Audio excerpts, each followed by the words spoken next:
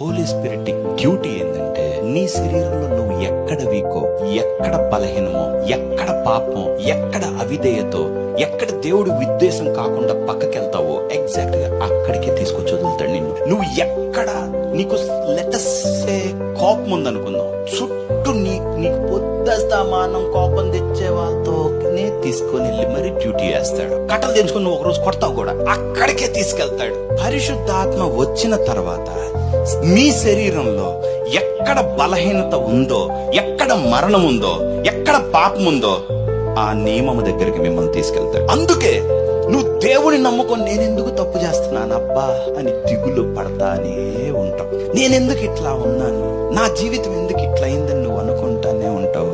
ఎందుకనగా నిన్ను అక్కడికి తీసుకెళ్ళాడు. And you don't know how to come out. ఎలా బయటికి రావాలో నువ్వు అక్కడ ఉండి నిందించుకుంటా, శిక్షించుకుంటా, దూషించుకుంటా, నేను నీకు తగను, వల్ల కాలేదు, చేయాలనుకున్నాను, చేయలేక.